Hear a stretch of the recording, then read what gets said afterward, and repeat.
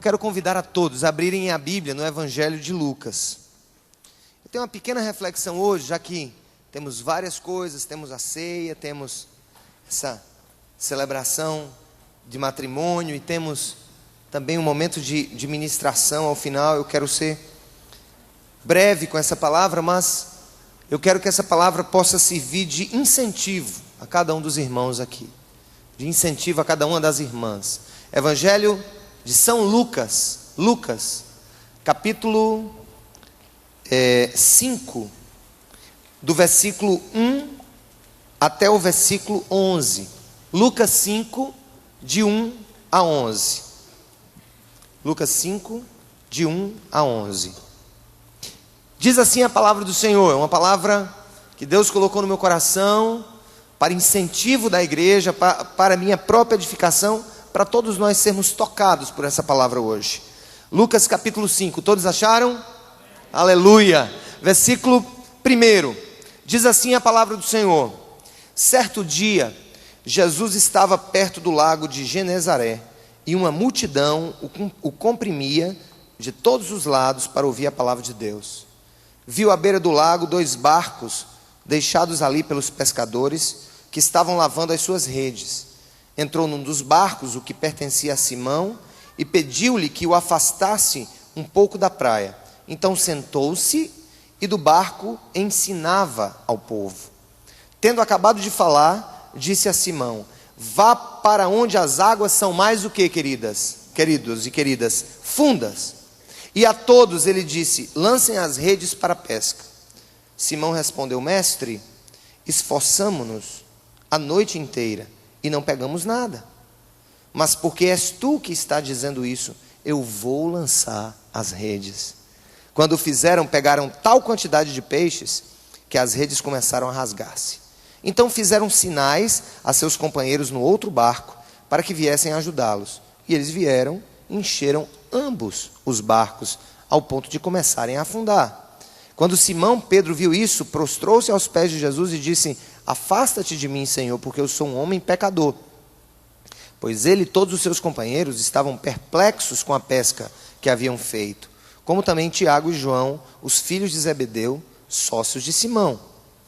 Jesus disse a Simão: não tenha medo, de agora em diante você será pescador de homens. Eles então arrastaram seus barcos para a praia, deixaram tudo e o seguiram. Vamos repetir aqui. Eles então arrastaram seus barcos para a praia, deixaram tudo e o seguiram. Bênção. Louvado seja o nome do Senhor. Amém?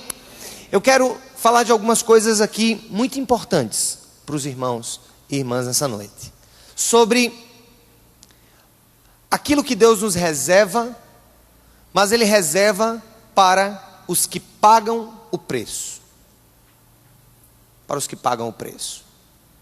Nós vivemos um pouco de um tempo de um evangelho em que o preço que se quer pagar é o preço simplesmente da oração, ou o preço simplesmente da participação em alguma corrente, ou o que quer que seja.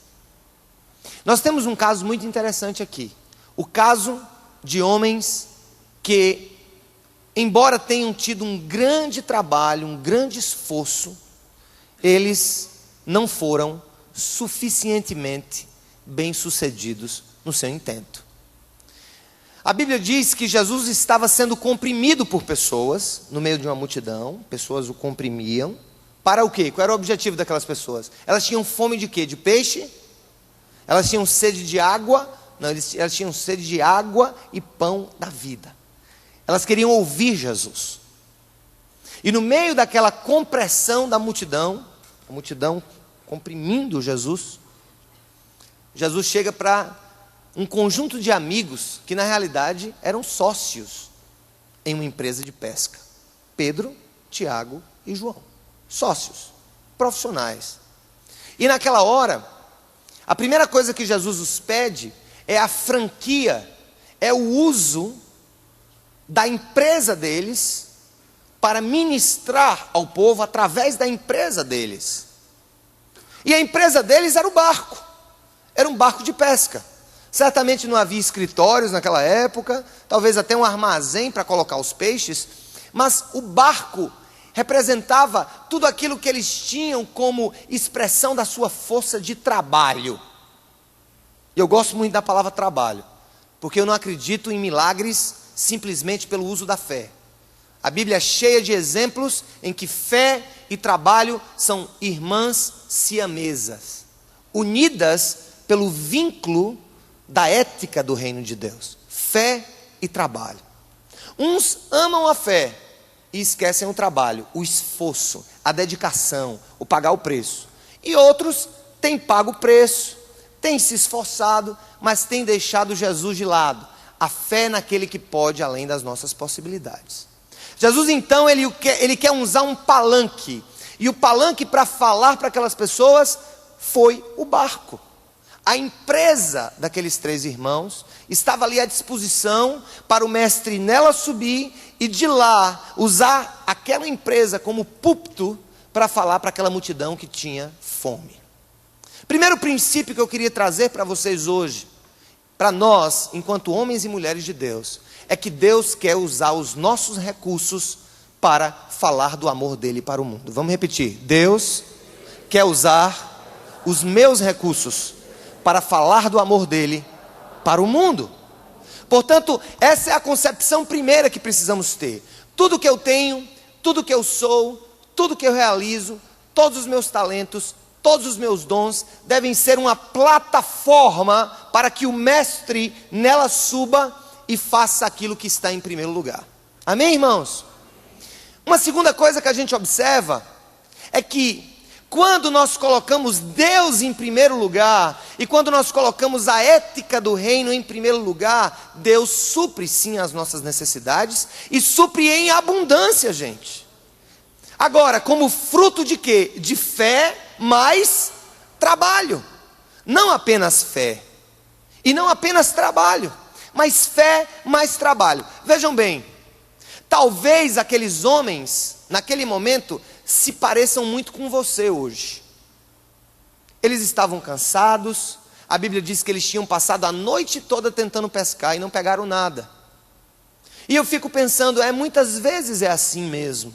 Às vezes trabalhamos tanto, às vezes colocamos tanta força naquilo que fazemos, mas nós esquecemos do principal.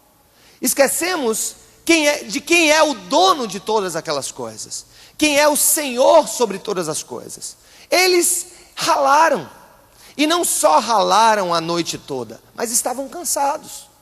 Eu confesso a vocês, tem hora que eu estou cansado, tem hora que eu estou cansado do trabalho das minhas próprias mãos. Talvez eu esteja vivendo pessoalmente hoje uma das épocas de maior cansaço físico, de maior exaustão mental dos meus últimos talvez 10, 15 anos, ou talvez da minha vida. Então, a gente se esforça, a gente luta, a gente corre, mas no final é como se a gente esquecesse de inverter as prioridades. Jesus chega naquele momento e inverte as prioridades. Como se dissesse, eu não vou lhe abençoar para você me servir. Sirva-me para que eu te abençoe. É o contrário. O que é que Jesus diz no Sermão na Montanha? Busquem primeiramente o reino de Deus e a sua justiça, e as demais coisas vos serão acrescentadas. Agora eu quero falar dessas 3 palavras: o reino de Deus e a sua justiça. Tudo bem, o reino de Deus é chegado o reino de Deus no sentido de milagres, buscar curas, buscar portas. Mas o reino e a justiça do reino tem a ver com um componente que a igreja não pode esquecer: a ética do Senhor, a verdade de Deus. As coisas precisam ser feitas não do nosso jeito, mas do jeito certo, do jeito que Deus quer que sejam feitas. Nós precisamos resgatar em nosso coração, e para a transformação do nosso país, conceitos como probidade, verdade, honestidade, trabalho duro. Precisamos gritar contra a corrupção, contra, a cara de pau que a gente às vezes tem, gente, de não honrar com os nossos compromissos. É uma das coisas, a gente tem essa tendência de, nos sufocos, não saber priorizar os nossos compromissos. Deus diz, olhe, busquem a mim e a minha justiça. O que é a justiça do reino? Se não há verdade do reino, se não há verdade nas palavras, se não há verdade nos pactos que nós realizamos uns com os outros. Gente, aqui é uma coisa muito clara, e o que me chama a atenção nesse texto, é que Jesus olha para aquela empresa que estava mal sucedida naquela noite, os seus sócios cansados, a Bíblia diz que eles estavam lavando a rede. Deixa eu dizer uma coisa para você, quando o pescador vai lavar a rede, é porque é hora de um descanso. É hora de dizer assim, pô, cara, vamos lavar a rede, não dá mais para tentar. O mar não está para peixe. O mar não está mais para possibilidade nenhuma. A segunda coisa, gente, que eu queria que a gente observasse, além do fato de que Deus quer usar os nossos recursos para propagar o reino, é que o Senhor, Ele quer nos mostrar uma coisa. E essa coisa que é muito real. Aqueles que amam a Deus e aqueles que esperam no Senhor, podem ter certeza de uma coisa: as crises podem estar nos rodeando, mas o Senhor tem a fonte certa, o lugar certo e a hora certa para tirar de lá tudo aquilo que nós precisamos. E Ele chega e nos reanima a prosseguir, nos reanima a tentar de novo, nos reanima a jogar as redes. Eu quero passar para um terceiro ponto nessa mensagem, já nos aproximando do final. É que Deus está dizendo para nós hoje, o Senhor está dizendo, o Espírito Santo de Deus está dizendo para nós hoje. Eu sei que você está cansado, Pedro, eu sei que você está cansado, Tiago, eu sei que você está cansado, João, ele disse isso para eles. Mas ele disse, olhe, faça o seguinte, vocês vão agora pegar o barco de novo, colocar a rede de novo dentro do barco, e vocês vão lá para as profundidades do mar. E nessa hora, que Deus nos chama a desafios, que Deus nos chama a novas descobertas, que Deus nos chama a novas tentativas, que Deus nos chama a insistir de novo, que Deus nos chama a acreditar de novo no nosso casamento, que Deus nos chama a acreditar de novo nos nossos relacionamentos, que Deus nos chama a acreditar de novo na nossa comunidade cristã, que Deus nos chama a acreditar de novo nas impossibilidades. A gente olha para Ele e a tendência natural de cada um de nós é dizer, eu estou cansado, eu não aguento mais, eu já tentei, eu já joguei as redes, eu já fiz o que pude, o meu trabalho foi colocado em ação, a minha vida está totalmente dedicada ao esforço e ao trabalho. Essa é a tendência natural. Mas a tendência daqueles que agregam trabalho à fé e à expectativa e à esperança naquele que é o nosso provedor, faz como Pedro fez. Senhor, já estamos lavando as redes, Senhor, já estamos cansados, Senhor, o barco já vai para o estaleiro, mas é uma coisa, Senhor, mediante a Tua palavra, e não a minha força, mediante as Tuas ordens, e não as minhas capacidades, mediante o que o Senhor tem a dizer para mim nessa noite, eu vou de novo lançar as redes, louvado seja o nome do Senhor. O Senhor nos diz, lance a rede, lance a rede. Eu sei que você está cansado, porque Pedro estava cansado, e eu gosto da Bíblia, porque a Bíblia não faz um fake, não coloca uma maquiagem, não fala de super-heróis, fala de homens como nós, fracos, cansados, que colocam talvez todo o coração e toda a força naquilo que fazem, mas não estavam priorizando talvez o principal, e Deus queria mostrar exatamente que principal era esse para eles.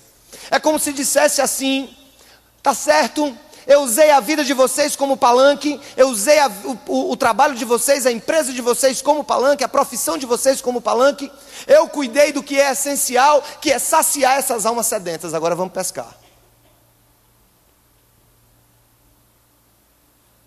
Agora vocês vão pegar as redes, vão colocar de novo no barco e vão lá para o alto mar. Eu fico pensando, gente,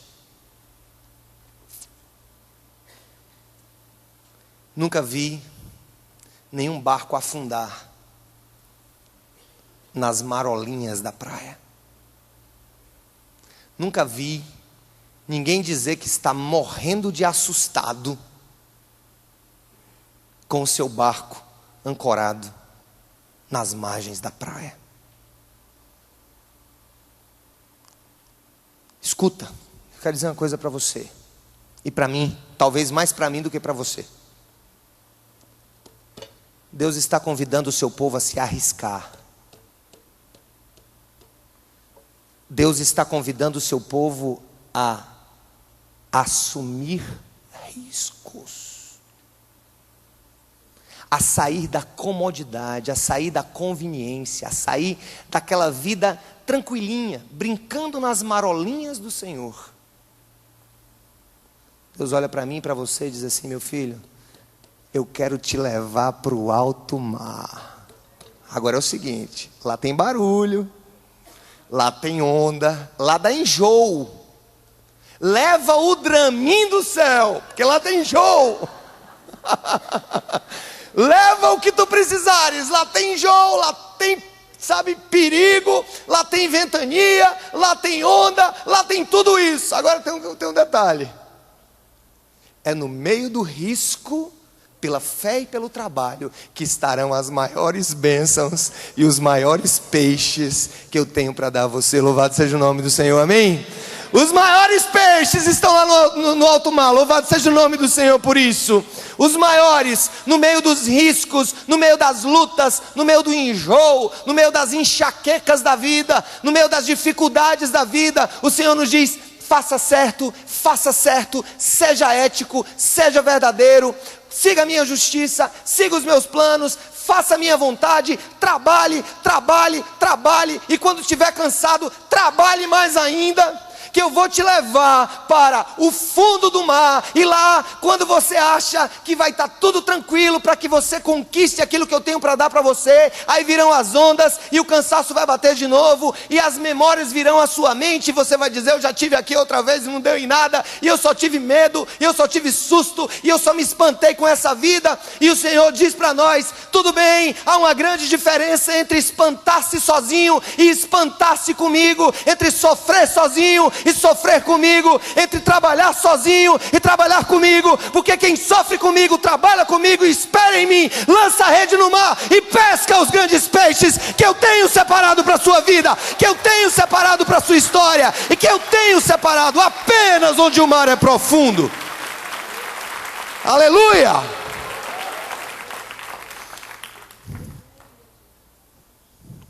Você sabe por que o Godstock e os seus frutos, que a gente está colhendo todo dia, chega fruto, meu amigo, chega cesto de fruto, e esse cesto de fruto não é necessariamente dinheiro nem nada disso, mas é vida, são testemunhos, são histórias, são lágrimas de alegria, é o sorriso. Gente, eu recebi o e-mail de um dos secretários do estado da Paraíba, que mal me conhece, um e-mail emocionado dele, dizendo que o trabalho da Cidade Viva, através do Godstock, faz ele acreditar em dias melhores na face da terra. São frutos, são peixes, porque no final das contas, tudo isso aqui vai passar. Qualquer tesouro que a gente juntar nessa terra, vai passar. Não é que não sejam importantes, em nenhum momento nas Escrituras o Senhor nega a importância do fruto do nosso trabalho. Não, até porque a gente tem que ganhar dinheiro mesmo para investir no reino. O reino precisa de mais empresários que se dediquem a ganhar dinheiro para o reino, para os outros. Que coisa tosca essa, pastor? É, minha irmã, eu estou ensinando diferente, né? Não é ganhar para você não, é para os outros, porque o reino se expanda. Sabe o que é que vai acontecer? Um empresário da nossa comunidade está se preparando para construir uma cozinha padrão dentro de um dos presídios. A gente capacitar chefes de cozinha dentro do presídio da Paraíba, porque a Copa vem aí, as Olimpíadas vêm aí. Deus quer levantar no meio de nós pessoas que digam assim: Senhor, eu vou abrir empresa, agora eu vou abrir empresa também para abençoar o teu reino, que eu quero que tudo isso seja usado, porque no final das contas,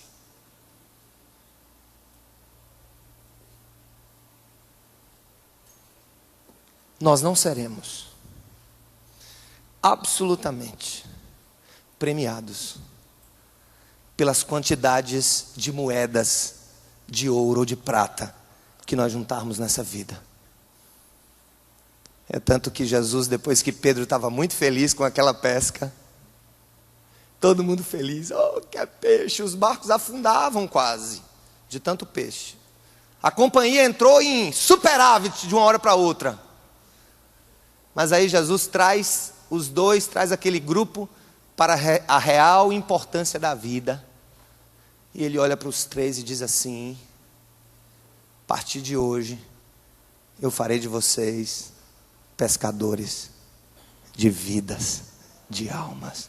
É o que eu quero ser, é o que nós precisamos ser, porque no final das contas, essas vidas são os tesouros que nós estamos entesourando para toda a eternidade.